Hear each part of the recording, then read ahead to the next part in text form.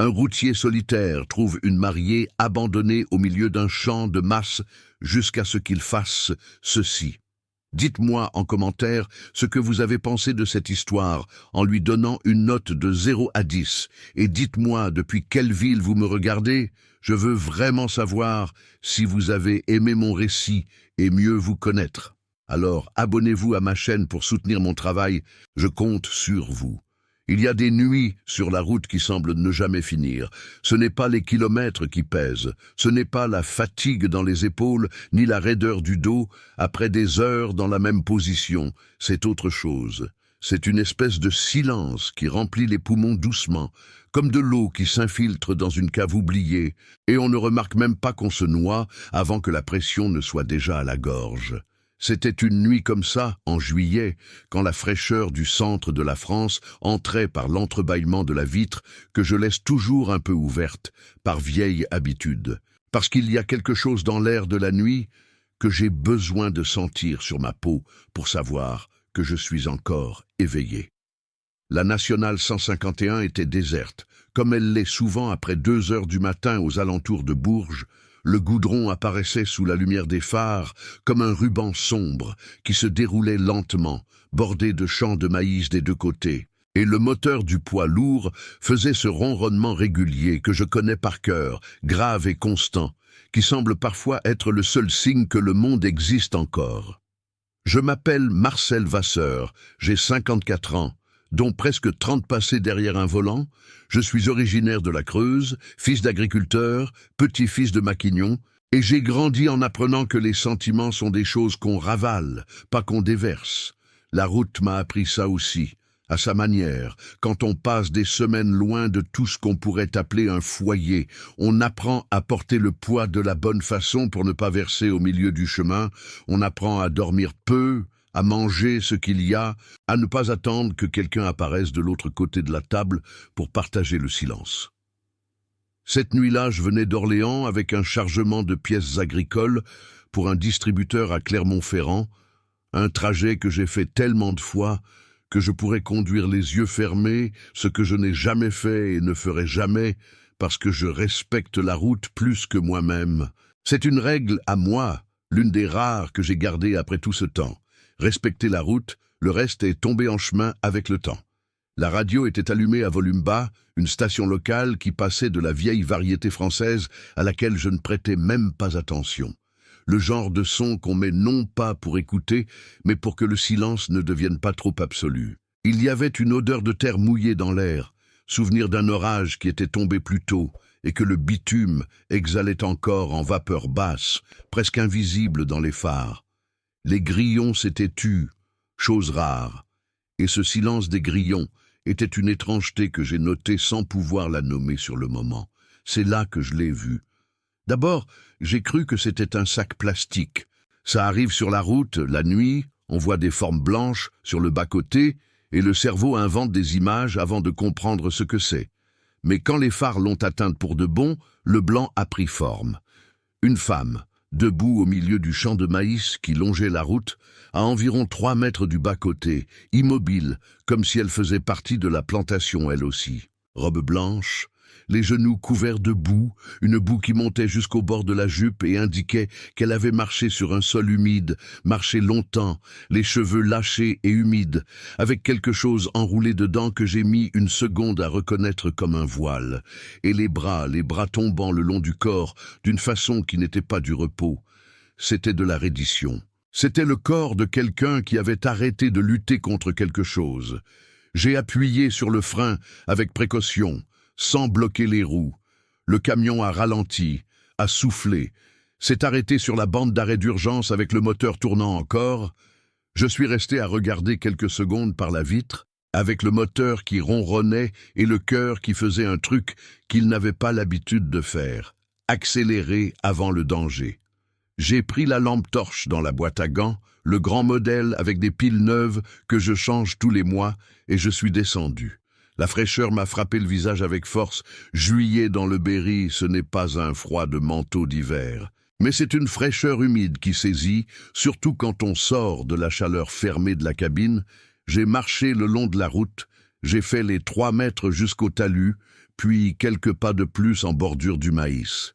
Elle n'a pas bougé quand je me suis approché, n'a pas tourné la tête, n'a pas reculé, n'a pas levé les bras. Elle est juste restée à regarder devant elle, vers le maïs sombre, comme si je n'existais pas ou comme si elle avait déjà arrêté de calculer si quoi que ce soit autour d'elle représentait un danger ou non. Les yeux étaient ouverts. Elle ne pleurait pas, ne parlait pas. Elle serrait entre ses doigts un bouquet de fleurs qu'on peinait à reconnaître comme telles, des fleurs écrasées, avec les tiges pliées et les pétales noircis par l'humidité et la manipulation, le genre de bouquet que quelqu'un tient trop longtemps sans se rendre compte que ce n'est plus un bouquet. J'ai éclairé son visage avec la lampe, pas directement dans les yeux, de côté, la façon dont on éclaire quelqu'un quand on veut voir sans effrayer. C'était une femme d'une 40aine d'années, peut-être moins, difficile à dire avec cette expression qu'elle avait. Une expression qui n'était ni tristesse ni désespoir, c'était de l'absence, comme si elle était partie d'elle-même, pour un temps, et avait laissé juste le corps planté là, au milieu du maïs, pour que quelqu'un le trouve. « Madame !» j'ai dit. Ma voix est sortie rauque, ce qui est normal après des heures sans parler. « Vous allez bien ?» Elle n'a pas répondu tout de suite. Elle est restée encore quelques secondes à regarder devant, puis, très lentement, elle a tourné la tête et m'a regardé. Ce n'était pas le regard de quelqu'un qui avait peur, c'était le regard de quelqu'un qui a déjà traversé la peur et est arrivé de l'autre côté, dans un endroit plus calme et plus vide. « Non », a-t-elle dit, un seul mot, sec, sans drame. Il y avait de la boue sur ses sandales. Des sandales de fête, petits talons, du genre qu'on porte dans les cérémonies, et la lanière du côté gauche était cassée, ce qui expliquait une partie de la boue. Elle avait dû marcher pieds nus du côté gauche sur une bonne distance. La robe blanche était d'une coupe élégante, manches longues, le genre de robe qu'on met pour une grande occasion, et il y avait une petite fleur brodée sur le col qui n'est apparue que quand la lampe a éclairé de près. J'ai fait le calcul sans le vouloir, je l'ai fait sans avoir besoin de demander, parce que la route t'apprend à additionner 2 et 2 avant d'ouvrir la bouche. Robe blanche, voile, bouquet, boue jusqu'aux genoux, sandales de fête cassées. 2h30 du matin dans un champ de maïs, au bord de la nationale 151. J'ai avalé ma salive. « Y a quelqu'un qui vous cherche ?» j'ai demandé, parce que c'était la question la plus directe et parce que j'avais besoin de savoir si une voiture arrivait de l'autre côté ou quelqu'un derrière elle. Elle a regardé le champ de nouveau. « Il y a des gens qui préfèrent que je disparaisse. » Elle a dit, plutôt que de me chercher vraiment. Je suis resté silencieux quand quelqu'un dit un truc pareil. Ce n'est pas le moment de poser plus de questions, c'est le moment d'offrir le peu qu'on a à offrir et de garder le reste pour plus tard. Mon camion est sur le côté, j'ai dit. J'ai de l'eau, il y a du chauffage dans la cabine, si vous voulez monter. Juste le temps que vous décidiez ce que vous voulez faire, je ne dirai rien. Elle m'a regardé longuement. Ce n'était pas de la méfiance, c'était de l'évaluation. L'évaluation de quelqu'un qui a appris à se méfier de tout et qui, à ce moment précis, calculait s'il lui restait encore quelque chose à perdre. Puis, elle a regardé le bouquet dans ses mains, a ouvert les doigts doucement. Les fleurs sont tombées dans la boue sans bruit. D'accord, elle a dit. On est monté, elle est entrée dans la cabine doucement, avec précaution, comme quelqu'un qui entre dans un endroit qu'il ne veut pas salir. J'ai mis le chauffage sur 2, j'ai pris la bouteille d'eau minérale dans la boîte à gants et je l'ai posée sur la console, entre les sièges, sans rien dire. Elle l'a prise. A bu quelques gorgées, a tenu la bouteille à 2 mains comme si son poids était un réconfort. On a roulé en silence pendant environ 40 minutes. Je n'ai rien demandé. Elle n'a rien dit. La radio a continué à bas volume. La musique a continué de défiler. Et les champs de maïs ont laissé place au pâturage. Les pâturages ont laissé place à une campagne plus ouverte. Et le ciel a commencé à s'éclaircir avec ce degré imperceptible que seuls ceux qui passent beaucoup de nuits sur la route apprennent à reconnaître. C'est quand on est arrivé au relais routier des 3 Chênes, déjà près de 4 heures du matin, avec les lumières jaunes du relais qui apparaissaient là-bas devant comme un signal que le monde avait encore des endroits éclairés, qu'elle a parlé. Elle ne m'a pas regardé.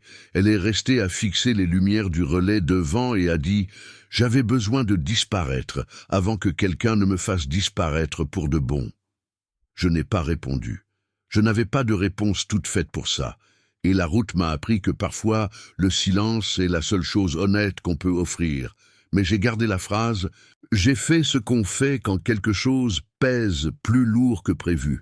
Je l'ai rangé au fond, là où on range les choses dont on ne sait pas encore quoi faire. Et j'ai continué à conduire. Le relais approchait, j'ai coupé le moteur, je l'ai regardé pour la première fois depuis qu'on était sorti du champ. Elle regardait ses propres mains, ses doigts où elle avait tenu le bouquet. Il y avait encore une petite marque verte de tige dans la paume de sa main droite. Et j'ai pensé, sans vouloir penser, qu'il y a certaines choses qu'on voit une fois dans sa vie et devant lesquelles on ne peut plus passer son chemin. Certains regards, certaines phrases, certaines femmes immobiles dans le noir avec des fleurs mortes dans les mains. Je ne savais pas encore ce que cette nuit allait nous coûter à tous les deux, mais j'ai su à cet instant que passer mon chemin n'était plus une option. Le relais des Trois Chênes avait cette apparence d'endroit qui ne dort jamais vraiment, mais qui n'est jamais complètement réveillé non plus.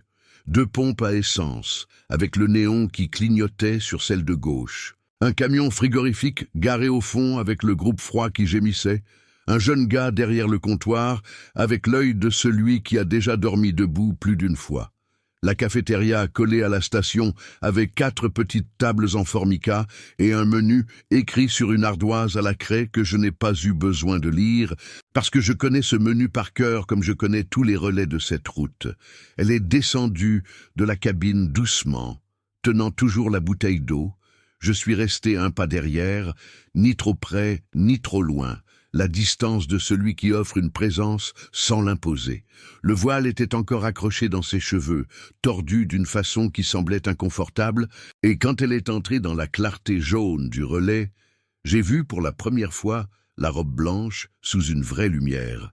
Elle était belle, du genre de beau qui coûte de l'argent, tissu avec un beau tombé, dentelle sur l'ourlet, le genre de choses qu'on choisit avec soin, qu'on essaye et qu'on valide devant le miroir, qui représente une promesse, et qui maintenant était maculée de boue jusqu'à la taille, et froissée sur le côté, avec une toute petite déchirure à la couture de l'aisselle droite, qu'elle ne savait probablement même pas être là.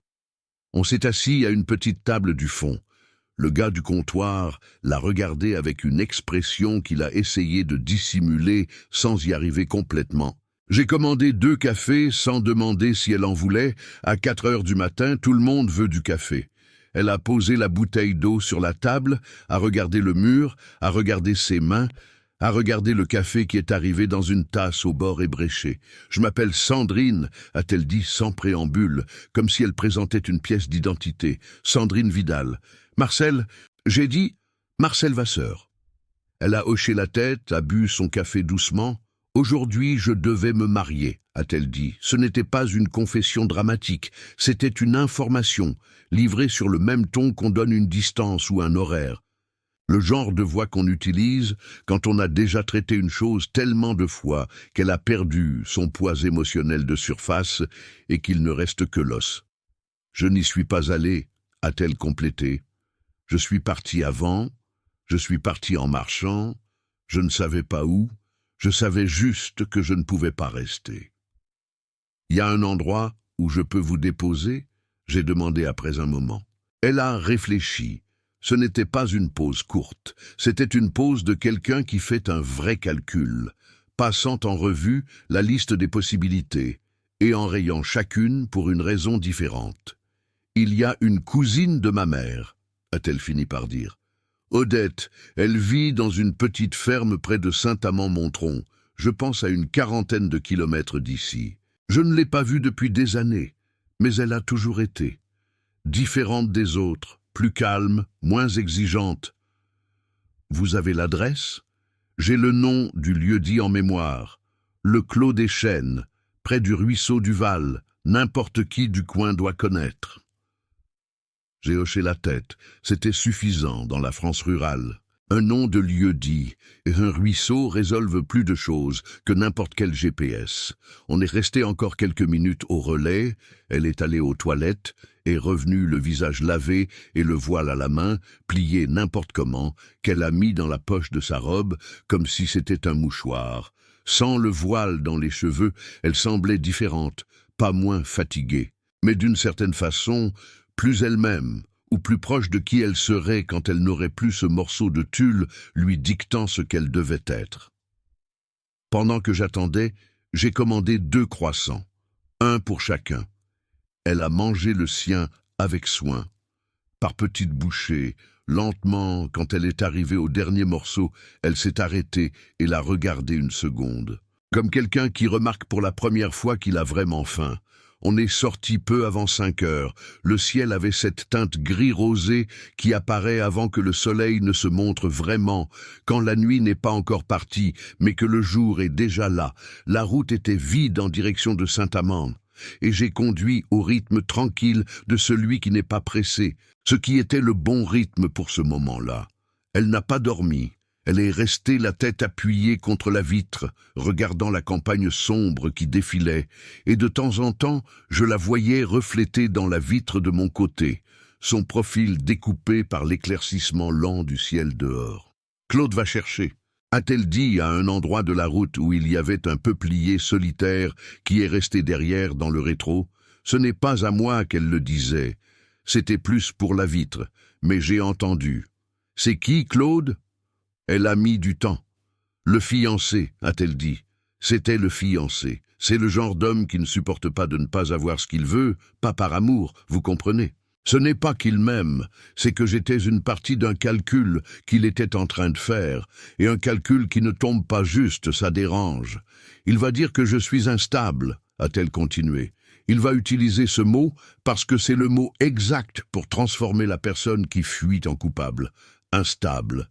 Comme si partir en courant d'un piège, c'était de la folie. Il y avait de l'amertume là-dedans, mais c'était une amertume propre, sans apitoiement. C'était le genre de choses qu'on dit quand on a beaucoup réfléchi à une situation et qu'on est arrivé à la clarté, aussi douloureuse soit-elle. « Ma mère va le croire », a-t-elle dit plus bas, et là j'ai entendu quelque chose de différent. Pas de l'amertume, ça c'était de la peine. La peine spécifique de celle qui espère que la bonne personne la croit et qui sait au fond que ça n'arrivera pas. On est arrivé au clos des chênes quand le soleil était déjà à une main de l'horizon, orange et gros, le genre de soleil qui peint la brume des champs couleur rouille et rend même les endroits simples beaux pour un instant. Un panneau en bois à l'entrée du chemin de terre indiquait le nom avec des lettres tordues. Et la clôture qui suivait sur le côté avait un portail grillagé qui était ouvert. La ferme était petite, une maison en pierre avec un auvent devant, un poulailler au fond, des rangées de potagers bien droites comme une habitude vieille de plusieurs décennies. Une femme est apparue sous l'auvent quand le bruit du moteur est arrivé, avec un torchon à la main, et une expression qui est passée de l'alerte à la reconnaissance en moins de 3 secondes. Tante Odette avait 61 ans. Je l'ai su après. Elle était petite, les cheveux blancs attachés en un chignon lâche, avec les mains de celles qui ont travaillé toute leur vie et le visage de qui a appris à lire les gens sans avoir besoin de beaucoup demander. Elle a descendu les marches doucement, est arrivée jusqu'au camion, a regardé Sandrine qui descendait du siège passager et n'a rien dit pendant un long moment. Puis elle a dit « Ma fille », juste ça. Et Sandrine y est allée. Elle y est allée avec le pas de celle qui est enfin arrivée à un endroit qui peut supporter son poids. Et Odette l'a reçue avec une étreinte courte et ferme, du genre qui n'a pas besoin d'explication. Je suis resté dans le camion. Ce n'était pas mon moment, ce n'était pas ma place, et la route m'a appris à reconnaître la différence entre une présence utile et une présence intrusive. Après quelques minutes, Odette s'est tournée vers moi, a marché jusqu'au côté conducteur avec ce pas menu et sûr de femme qui connaît son propre sol. « Monsieur va prendre un café ?» a-t-elle dit. Ce n'était pas une question polie. C'était une vraie invitation, du genre que refuser serait une impolitesse. Je suis descendu. Pendant que Sandrine allait à l'intérieur se laver le visage et qu'Odette préparait le café sur la cuisinière à bois qui sentait le chêne brûlé et le 4/4 rassis, je suis resté sous l'auvent à regarder les champs qui commençaient à une centaine de mètres de la clôture. Les oiseaux se réveillaient, ce bruit graduel qui commence avec un ou deux et devient une foule sans qu'on remarque le moment exact du basculement. Un héron est passé bas au-dessus du jardin, blanc comme la robe que Sandrine avait enlevée et troquée pour des vêtements simples qu'Odette avait dû lui prêter, parce que quand elle est revenue sous l'auvent, elle portait un pantalon long et un chemisier, le genre de vêtements qui ne disent rien sur personne, et c'était peut-être exactement ce dont elle avait besoin à ce moment-là. « Merci », m'a-t-elle dit en s'asseyant sur la chaise paillée à côté de celle que j'occupais, « de ne pas avoir passé votre chemin. » J'ai regardé mon café. N'importe qui aurait fait la même chose. « Non », a-t-elle dit, avec une fermeté tranquille, qui n'était pas de la contradiction, c'était de la certitude. N'importe qui ne l'aurait pas fait, je connais la différence. On est resté en silence pendant un temps, qui était confortable d'une façon qui n'est pas commune, entre deux personnes qui se connaissent depuis moins de 3 heures. Le soleil était complètement sorti maintenant. La clarté de la campagne avait cette dureté jolie des matins de juillet, fraîche encore, mais avec une promesse de chaleur. Quand je me suis levé pour partir, parce que j'avais un chargement à livrer et une route qui n'attendait pas, elle est venue jusqu'au portail. Elle n'a rien dit de plus que le merci déjà dit. Mais il y avait dans sa posture quelque chose qui m'a fait regarder en arrière, une fois, déjà moteur allumé. Elle était debout à l'entrée de la ferme, les pieds dans la terre rouge et les mains dans les poches du pantalon prêté, me regardant partir avec une expression que je n'ai pas su nommer sur le moment. J'ai su seulement, en roulant de retour vers la nationale 151, que ce visage allait rester avec moi plus longtemps que je ne le prévoyais. Il y a des rencontres que le lendemain n'efface pas, j'aurais dû le savoir, mais parfois on fait semblant de ne pas reconnaître. Parfois, c'est plus facile de faire semblant que c'est juste une nuit de plus sur la route, juste une forme blanche devenue une personne, juste un café partagé dans un relais sans nom qui reste vite derrière dans le rétro. J'ai fait semblant jusqu'à la sortie de Saint-Amand. Après, j'ai arrêté de faire semblant. J'ai livré le chargement à Clermont dans l'après-midi de ce même jour, j'ai signé les papiers, j'ai bu un demi au comptoir d'un bar, à la sortie de la ville. Et je suis resté à regarder le verre vide plus longtemps que nécessaire. Il y avait une musique qui sortait d'un poste proche, quelque chose de lent et mélancolique que je n'ai pas reconnu, et le soleil de juillet tapait sur le bitume avec cette intensité sèche qui fatigue la vue. J'ai repris la remorque vide pour retourner vers Orléans en fin de journée, comme d'habitude, dormant sur l'air que j'utilise souvent au bord de l'Asso 71, et le lendemain, je me suis réveillé tôt, avec le genre de pensée qui ne prévient pas qu'elle va arriver. Elle était dans le champ de maïs de nouveau, pas pour de vrai. C'était un rêve, mais c'était de ces rêves qui ont la texture du réel, le froid sur la peau, l'odeur de terre mouillée, la lampe à la main. Et dans le rêve, je passais mon chemin. Je ne m'arrêtais pas. Je voyais la forme blanche, et j'accélérais. Et la culpabilité que je ressentais au réveil était trop grande pour un gabarit d'homme que je pensais avoir. Je suis resté allongé sur la couchette du camion pendant quelques minutes, écoutant l'air de repos se réveiller dehors, le bruit des moteurs diesel, la voix de quelqu'un appelant un nom, l'odeur de café venant du bâtiment de l'autre côté. Sébastien. Mon fils aîné porte ce nom, Sébastien Vasseur, 29 ans maintenant, qui était un gamin de 16 ans quand je suis parti et ne suis pas revenu. J'ai l'habitude de ne pas penser à lui souvent parce que penser fait mal d'une façon qui n'a pas d'utilité. Et j'ai appris tôt dans la vie que la douleur sans utilité est un luxe qu'un routier n'a pas les moyens de porter. Mais ce matin-là, pour une raison que je n'ai pas su expliquer, le nom de mon fils est apparu dans ma tête pendant que je regardais le plafond de la cabine, et il est resté là à pulser pendant que je buvais mon café et que je faisais le plein et que j'attelais la remorque pour le prochain chargement. Je devais faire Orléans-Montluçon ce jour-là, trajet court, chargement de matériel hospitalier, livraison tranquille. Au retour, je suis passé par la nationale 151 sans le planifier, ce qui n'est pas tout à fait vrai parce que la 151 n'est pas la route la plus directe, mais il y a des choses qu'on fait sans admettre à soi-même qu'on est en train de les faire. Je ne me suis pas arrêté au Clos des Chênes, mais j'ai ralenti quand je suis passé devant le chemin de terre de l'entrée, juste ça. J'ai ralenti, j'ai vu le panneau en bois avec les lettres tordues. J'ai vu la clôture avec le portail, et j'ai continué. Une poule était au milieu du chemin de terre, regardant le camion avec cette indifférence de poule, qui ne reconnaît ni la taille, ni la vitesse comme une menace. Puis le portail est resté derrière, et je suis revenu à la vitesse normale. J'ai fait ça 3 fois dans les 15 jours suivants. Passer, ralentir, continuer. La 4e fois, je me suis arrêté. Je n'avais pas de plan, pas de prétexte tout prêt. Je suis entré par le chemin de terre, je me suis garé dans la cour en terre battue devant la maison. Je suis descendu. Odette était dans les rangs de salade, avec une binette à la main et un vieux chapeau de paille sur la tête, et elle m'a regardé arriver avec le même calme avec lequel elle regardait probablement tout. J'ai apporté des trucs, j'ai dit, ce qui n'était pas vrai quand j'ai coupé le moteur, mais qui est devenu vrai quand je suis descendu. Parce qu'il y avait dans le coffre latéral du camion un sac de pommes de terre de 5 kilos et 2 bouteilles d'huile que j'achetais pour mon usage perso et que j'ai soudain décidé être pour autre chose. Odette a regardé le sac de patates, m'a regardé moi. Une pointe de quelque chose qui pouvait être de l'humour est apparue au coin de sa bouche. « Merci », a-t-elle dit. « Va à l'intérieur. Elle est sous l'auvent derrière. » Sandrine était assise sur une chaise en bois, sous l'auvent, qui donnait sur le verger, avec un livre ouvert sur les genoux qu'elle ne lisait pas. Elle regardait le vieux noyer au fond du jardin, avec cette attention vide de qui laisse sa pensée se promener.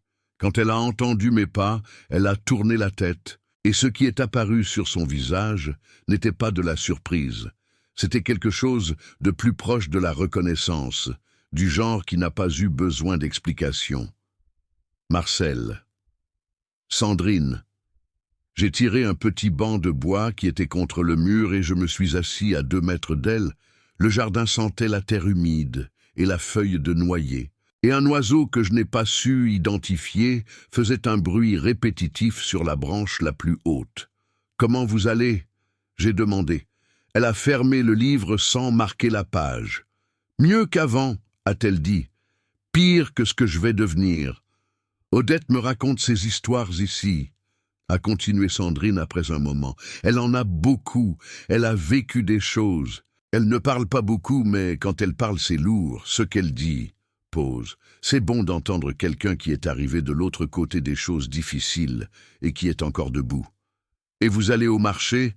j'ai demandé. « Tous les jeudis, a-t-elle dit. Je me lève à 5 heures, je charge la camionnette d'Odette, je reste jusqu'à midi. C'est bon d'avoir quelque chose à faire le matin. Quand je n'ai rien à faire le matin, la pensée va vers des endroits qui ne valent rien. » Je suis resté 1 heure sous l'auvent ce jour-là. On n'a parlé de rien de profond. On a peu parlé. Le genre de conversation qui est plus une question de présence que de contenu. Elle m'a raconté qu'elle apprenait à planter du persil, qu'elle avait tué les 2 premiers pieds par excès d'eau. Je lui ai raconté qu'une fois, j'avais essayé de cultiver un pot de basilic dans la cabine du camion et qu'il avait duré exactement 1 semaine avant de devenir de la paille. Elle a ri, c'était un petit rire contenu, mais c'était un rire. Quand je suis parti, Odette était de retour sous l'auvent de devant avec une bassine de petits pois à écosser. « Monsieur revient la semaine prochaine ?» a-t-elle demandé, sans ironie, sans sous-entendu, avec l'objectivité de celle qui planifie le stock de café. « Ça se peut, » j'ai dit. Je suis revenu la semaine suivante, et l'autre, et l'autre. Chaque visite avait un prétexte différent. Un sac de ciment dont la clôture avait besoin, un vieux groupe électrogène qui faisait un bruit bizarre et que je connaissais assez pour identifier le problème même sans avoir la bonne pièce.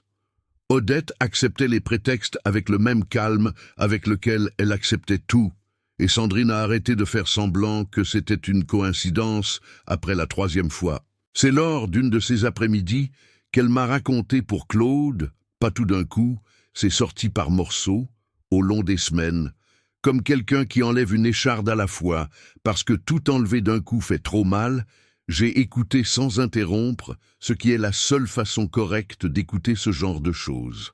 Claude Brunel ne frappait pas, ne criait pas, ne jetait pas les choses, ne faisait rien qui laisse de marques visibles.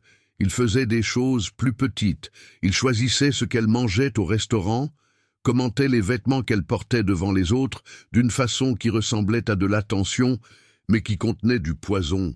Il appelait 4 fois de suite quand elle sortait sans prévenir, pas avec une colère déclarée, avec une inquiétude doucereuse, qui était pire que la colère, parce qu'on ne pouvait pas y répondre. Il parlait de ses rêves à elle avec ce ton légèrement condescendant de celui qui est d'accord en surface et disqualifie par en dessous. Il avait construit autour d'elle une structure si graduelle et si douce qu'elle a mis des années à en reconnaître les contours. Le pire, ce n'est pas ce qu'il faisait, m'a-t-elle dit un après-midi d'août, avec le ciel qui se bouchait là-haut dans un ton de pluie qui n'arrivait pas. Le pire, c'est combien de temps je suis restée à croire que le problème c'était moi, que j'étais trop sensible, trop exigeante, trop ingrate, quand le récit que vous entendez tous les jours, c'est ça. À un moment, vous commencez à y croire. Je suis restée à regarder le vieux noyer au fond du jardin, et votre mère, j'ai demandé avec prudence. Sandrine est restée silencieuse un long moment. Ma mère voulait beaucoup ce mariage, a-t-elle fini par dire. Claude était ce qu'elle appelle un homme bien, un bon parti, associé de son beau-frère, l'apparence de quelqu'un de sérieux.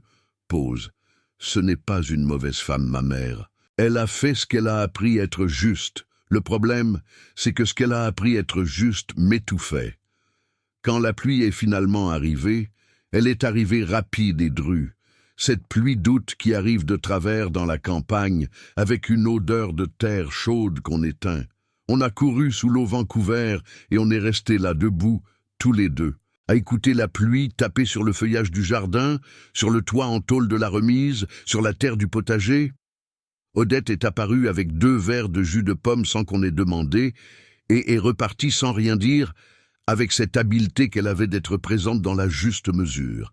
Je suis resté à regarder la pluie et j'ai pensé à Sébastien. J'ai pensé au gamin qu'il était quand je suis parti. 16 ans, dans une phase où les parents sont nécessaires d'une façon que les enfants ne savent pas encore nommer. Et j'ai pensé à l'homme de 29 ans qu'il était maintenant, que je ne connaissais pas, qui avait grandi sans moi, qui laissait des messages dans des relais routiers en cherchant un père qui avait fui sa propre vie comme on fuit la pluie. Je n'ai rien dit de tout ça à Sandrine ce jour-là, mais quand la pluie a passé, et que le soleil est revenu avec cette force de fin d'après-midi qui fait fumer la terre mouillée, et qu'elle s'est tournée vers moi et a dit « Merci d'écouter », j'ai su que l'heure de parler allait arriver. Je ne pouvais pas offrir une écoute pour son fardeau à elle, et garder le mien pour une durée indéterminée. Ce n'était pas honnête, et l'honnêteté était la seule chose que j'avais à offrir qui valait quelque chose. La route enseigne beaucoup de choses, mais parfois c'est la terrasse d'une ferme, avec une odeur de terre mouillée et des verres de jus de pomme, qui enseignent ce que la route n'a jamais réussi. Le message est arrivé sur un bout de papier plié en 2, écrit à la main, au stylo bile bleu, écriture fine et légèrement penchée vers la droite.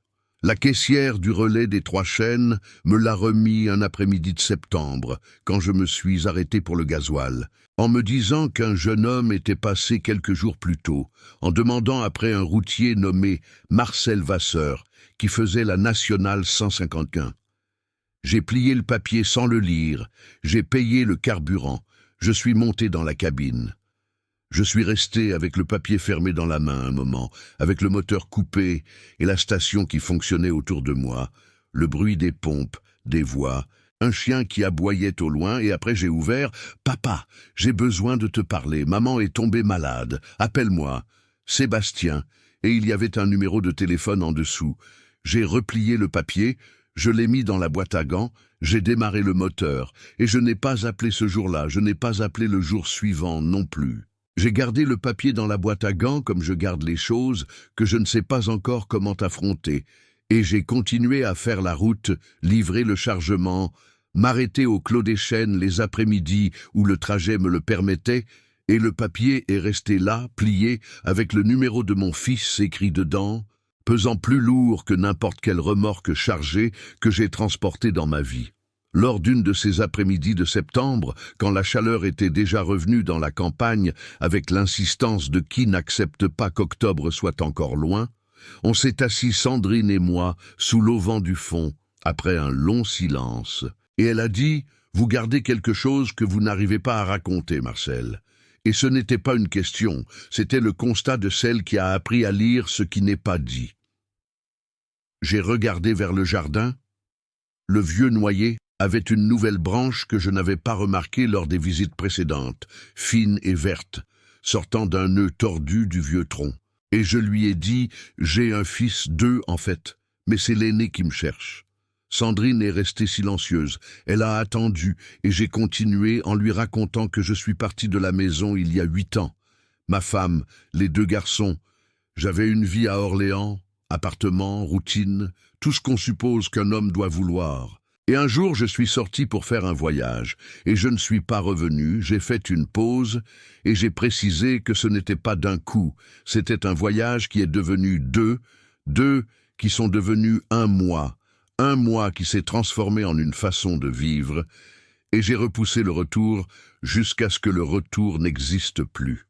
« Vous avez prévenu que vous n'alliez pas revenir ?» Elle a demandé.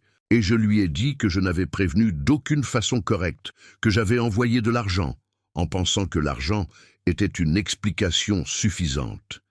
Il n'y avait pas moyen d'adoucir ça, c'était moche, et je savais que c'était moche, et je n'ai pas essayé de l'enrober.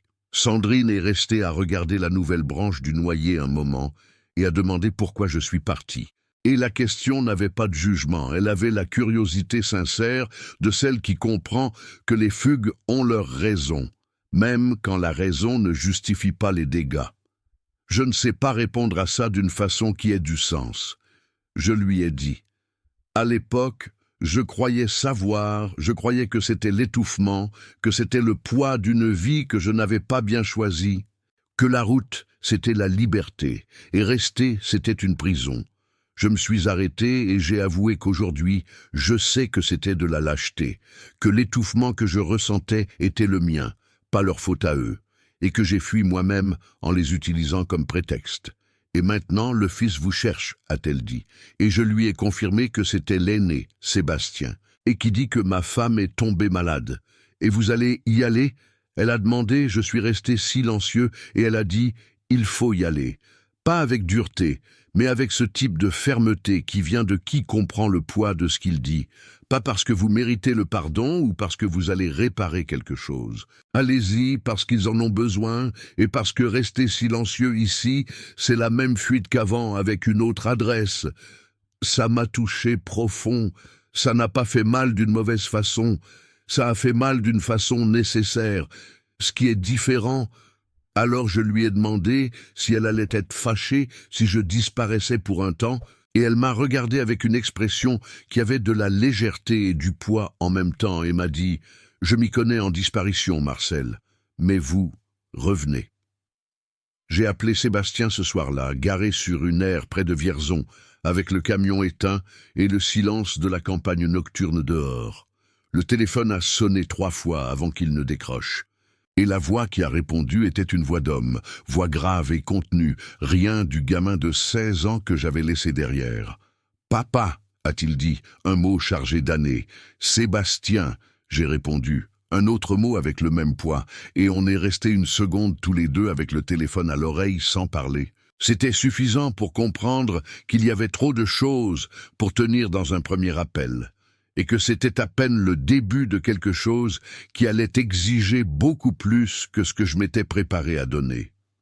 Il m'a raconté pour sa mère, Martine, 52 ans, elle avait eu un problème cardiaque 2 mois avant, rien de fatal, mais suffisamment sérieux pour changer ce qu'on pouvait ignorer. Elle était en convalescence, vivant maintenant avec Sébastien dans l'appartement qu'il louait à Orléans après ses études. Et le frère plus jeune, David, 24 ans, vivait à Tours avec sa copine et passait quand il pouvait. Sébastien ne m'a pas demandé de venir. Il m'a informé de ce qui se passait avec une retenue qui m'a tout dit sur le type d'homme qu'il était devenu.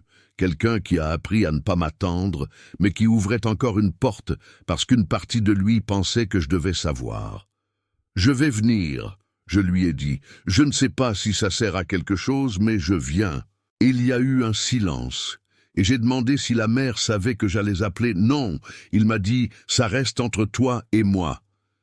La pluie qui est tombée cette semaine de septembre a été différente des autres. Ça a été une pluie de 3 jours, dense et constante. Cet orage de début de saison qui transforme la terre sèche des champs en boue couleur rouille et fait monter les ruisseaux. J'étais à la ferme quand ça a commencé, j'étais allé apporter un plant de cerisier que j'avais trouvé dans une pépinière, au bord de la route, et que je pensais qu'Odette aimerait bien. Et quand la pluie s'est refermée sur nous, il n'y avait pas moyen de sortir le camion par le chemin de terre sans s'embourber jusqu'à l'essieu. Je suis resté 3 jours, et ce furent les 3 jours les plus importants dont je me souvienne depuis des années. En dormant dans la chambre d'amis qu'Odette a préparée sans cérémonie, en mangeant aux mêmes heures qu'elles deux, en participant à la routine petite et ferme de la métairie, comme si c'était quelque chose de naturel, j'ai réalisé à quel point j'avais oublié ce que c'est que de vivre dans un rythme qui n'est pas seulement le mien. La table du dîner avec 3 personnes, le son des voix qui ne sont pas de la radio, l'odeur de la cuisine faite sur un vrai fourneau, des choses simples que j'avais méprisées comme une prison et qui maintenant semblaient être complètement autre chose. La 2e nuit de pluie, avec Odette déjà couchée et l'eau qui battait sur le toit en zinc avec un rythme monotone et presque musical, Sandrine et moi sommes restés sous l'auvent jusqu'à tard, et elle m'a raconté la fois où elle avait essayé de rompre avec Claude 2 ans avant le mariage, et ce qui s'était passé, pas de violence physique, mais une suite de comportements si calculés qu'en 2 semaines, elle était revenue convaincue que l'initiative venait d'elle. J'ai écouté avec les mains croisées sur le genou et une boule dans l'estomac. Et après, elle a dit « Maintenant, c'est à vous ». Et je lui ai raconté pour Martine, pas la version résumée que j'avais racontée avant. La version complète, avec la froideur que j'avais eue, avec les années de silence, avec l'argent envoyé comme substitut de présence, avec la culpabilité qui est devenue une partie de l'architecture de qui j'étais, une culpabilité que je portais non pas comme punition, mais comme identité, comme si j'en avais besoin pour justifier ma propre solitude. Quand j'ai fini, la pluie avait diminué un peu. Il restait ce crachin fin qui mouille doucement et qu'on ne remarque presque pas jusqu'à être trempé. « Vous allez aller à Orléans et après vous revenez ici ?» Elle a demandé. « Si vous voulez que je revienne ?» J'ai répondu. Elle est restée un moment en silence, puis elle a dit en regardant le crachin qui effaçait le contour des arbres du jardin: « Je ne sais pas encore ce que je veux, Marcel. Je sais que je suis en train de me reconstruire et que j'ai besoin de faire ça doucement. Je sais que vous êtes la première personne depuis longtemps qui m'a écouté pour de vrai, sans rien vouloir en échange. » Elle a fait une pause et a continué. « Et je sais que quand vous partirez demain, quand la terre séchera et que le camion sortira de la boue, vous allez me manquer d'une façon que je n'attendais pas. » Je n'ai pas répondu avec des mots. Il y avait des choses pour lesquelles la réponse correcte était de rester silencieux et de laisser le poids de la chose se poser au bon endroit. Le lendemain matin, la terre avait séché suffisamment. Je suis parti tôt, avant 6 heures, avec le café qu'Odette avait laissé prêt dans le thermos, comme si elle savait que j'allais partir sans faire de bruit. Sandrine était sous l'auvent quand le moteur a démarré, debout sur le seuil. Les bras croisés non pas de fermeture, mais de celle qui tient quelque chose à l'intérieur de la poitrine qui n'a pas encore de nom. J'ai levé la main par la fenêtre en sortant. Elle a levé la sienne. Et j'ai mis le cap sur Orléans avec le poids juste réparti. Ce qui n'est pas la même chose que léger, mais c'est différent d'insupportable. Je suis allé pour affronter ce que j'avais laissé, pas avec l'illusion que j'allais tout réparer, mais avec la clarté qu'il y a des pertes qui restent, et que le minimum d'honnêteté que je devais à ceux que j'avais blessés était d'apparaître de face, sans excuse toute faite, sans argent dans l'enveloppe, juste moi-même, ce qui était la chose la plus difficile et la seule qui valait encore quelque chose. La nationale 151 était mouillée et brillante ce matin-là, avec le soleil nouveau qui se reflétait dans les flaques comme si le bitume s'était transformé en autre chose pendant la pluie. Peut-être qu'il l'avait fait, peut-être que moi aussi. Si vous avez aimé cette vidéo, s'il vous plaît, abonnez-vous à ma chaîne, je promets d'apporter tous les jours des vidéos qui rendront votre vie plus heureuse. Commentez ce que vous avez pensé de mon histoire, en donnant une note de 0 à 10. Et merci beaucoup.